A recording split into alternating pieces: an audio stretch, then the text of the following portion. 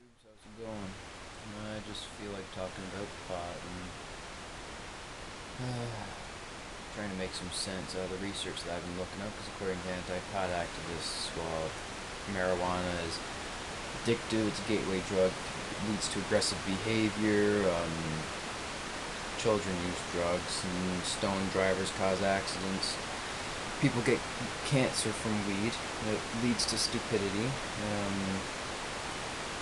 It kills brain cells, leads to violent crime, causes gang wars, and of course the war on drugs has helped society so much. Why would we prohibit marijuana? Done a little bit of research on it, just a wee bit, and what I found is that pot is about as addictive, or less addictive than coffee. If you want to talk about mental addiction, you might as well be talking about mental addiction of video games or movies. I know there's some kick-ass movies out there that I'm always in the mood for watching, or there's video games that I've played in the past, like Legend of Zelda Ocarina of Time for the N64. I love the shit out of that game. I play it every day. You could say I was mentally addicted to it. For Halo 2, I was playing, whenever I got back from school I was playing that. You could say I had a mental addiction to that too. Yeah, how dangerous is that, eh? Gateway drug effect. I'm going to put myself in the chopping block. I have smoked pot. I've smoked quite a bit of pot in the past, and I've never gone on to try coke, to try meth, heroin, speed, ecstasy, e-pills. I've never done any of that. In fact, only one of those that I've actually seen is e-pills. I've seen some of those before. I've never tried them. Never tried any hard drugs. The only drug I've tried is, well, caffeine, alcohol. I've tried tobacco. I don't smoke though. I don't smoke tobacco anyways. That's just stupid. You get addicted and it kills your health.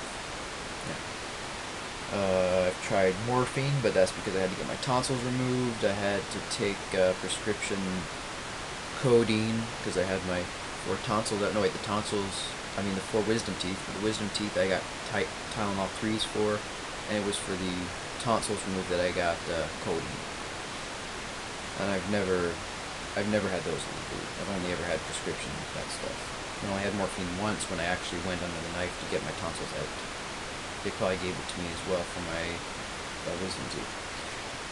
I've just got a bunch of different points. I don't have any information on here. 99% of what I'm saying right now is from the top of my head. This is just to give me a few points of what to talk about.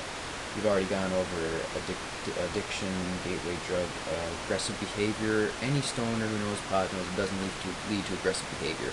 There is no withdrawal effects of pot. You can smoke several joints a day for a year, and you won't end up sweating, pale, shivering, shaking, rocking in a dark corner, thinking, where's some pot, I need my fix, I need pot, otherwise I'll die. That doesn't happen. That is stupidity. If you believe that, then you know nothing of marijuana, okay? Children using drugs. Yeah, children use drugs. Yeah, it's bad. If you want to get it off the streets and you want to... the people selling on the streets, the drug dealers, they don't care how old you are, alright? If you got money, they'll give you pot, they'll give you coke, they'll give you whatever.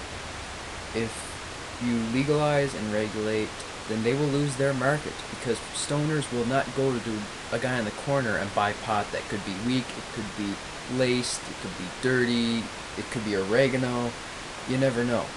But with regulated establishments where you have supply and demand comes in, you have sensible policy, and you have competition, then those distributors, it's already happening in California right now, alright? They are dealing with competition, and they are trying to get regular customers to come in and buy their medical marijuana. But when it's legalized, it's going to be sold like cigarettes and alcohol, and they're going to have safeguards in check to make sure that the product is safe. And kids won't be able to get it because they will lose their license to sell pot if they find that kids walk out of their store with a joint in their hand. So, oh, and then Mr. Arches, old buddy of mine, we've been trading comments on our profiles and trading private messages. You should check him out. I mean, he's another anti-pot activist that doesn't know what he's talking about, to be quite frank. Yeah, he wants to keep marijuana prohibited so that these drugs are still in the streets and readily available for kids. So he thinks that kids are still going to get it because they'll get their best mates their older best mates to go and buy some, and then that's how they'll get it. If there's regulated establishments, they keep records of everyone that they sell to, including, well, the adults are the only ones they're selling to. They don't sell to kids, alright? If there's security cameras on the go, all sorts. If they get caught selling to kids, they lose their license. And if a cop finds a kid with drugs, he can take those drugs, trace back where they were bought, check their records, and find who bought it, and that's the person who gave it to the kids. So why would you want to leave it unregulated so that we can't find out who's selling it to kids? They're just on the street and there's no way to backtrace to who it was. If it's legalized, we can find out who's giving these drugs to the kids and catch them and stop them. I guess Mr. Arches doesn't want that. Makes too much sense. Stoned drivers, alright?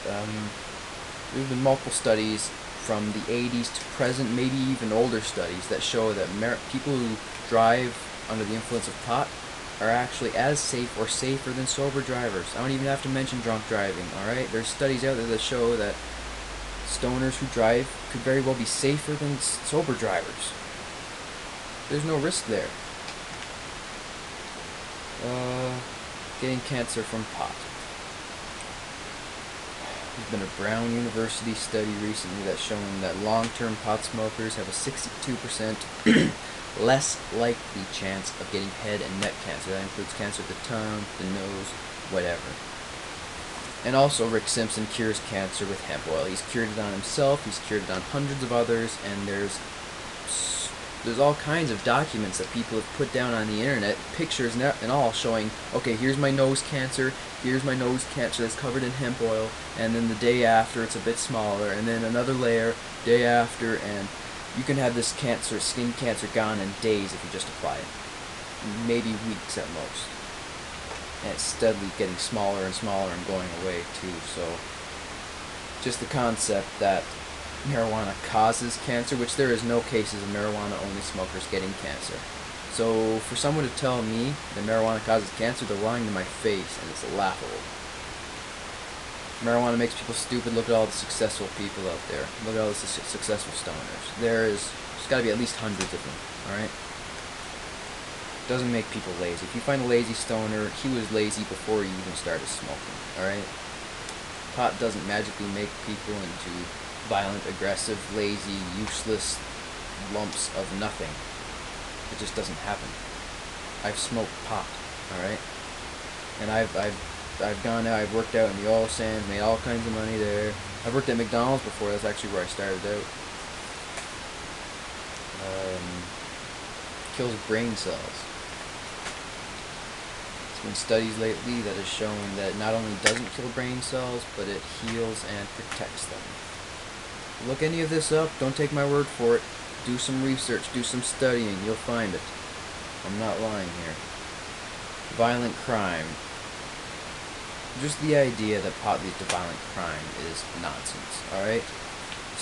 When was the last time that a stoner got too high, went home, and savagely beat his wife and kids like you see on Bruce? It doesn't happen. And then Mr. Arches comes to me and says, well, it's when they come down from the high and they're craving this addictive substance that they need in their system. They need to get their fix, otherwise they're irritable and they will pick fights. The evidence is out there. There is no connection of violent crime and marijuana. There just isn't. Like, you hear all the time that booze has led to bar fights, has led to violence in the home. There's hundreds of millions of, well, not hundreds of millions, but there's over 100 million stoners in the U.S. right now, and half of Canada has tried pot. If there was evidence showing a connection to marijuana to violent crime, then it'd be easy to find. It'd be everywhere. Alright, let's talk about, well, the war on drugs. It's common knowledge, the war on drugs has failed us. They're never going to win the war on drugs. People aren't going to drop their bongs, drop their joints, drop their coke, drop their heroin just because it's illegal. Doing drugs to begin with is a victimless crime, except for the individual doing them who might get addicted. Now, alcohol. Drinking alcohol can be a victim crime, because alcohol can make people aggressive, make people fight. Alright, when you get an alcohol-induced fight, then there's the victims. But stoners don't fight. Stoners are peaceful. Pot makes you a pacifist. Prove me wrong. Giver. Gang wars. That's another thing that Mr. Arches brought up. Alright, if you want to talk about gang wars over marijuana, that's due to the illegal drug trade. If you want to stop the illegal drug dealing, then introduce sensible policy, legalize it, and regulate it. Because who's going to want to go on a guy on a corner who's giving you pot that you don't know what quality it is, you don't know if it's laced or anything, when you can go to a regulated establishment that sells pot legally, and you know it's clean because they got to deal with supply and demand, they got to deal with competition to make sure that they get return customers. There's just so much proof showing that marijuana is damn near harmless. It's hilarious. Do your own research. Don't take my word on anything. Look up every word that I've said and look for lies. Because as far as I know, I'm not telling any lies here. I'm telling the truth. I've looked this shit up, okay? So if you find any evidence that what I'm telling is lies, come back to me with it. I'd like to hear about it. Also, if you come back with studies saying that pot causes cancer, there's no cancer patients from marijuana-only smokers. So that was obviously some kind of bullshit study to try to maintain this useless prohibition that doesn't help anyone. Anyways, I'm done ranting, alright? Do your own research. Don't leave it up to me to educate you. Educate yourself, like I have done. Yeah. Take it easy.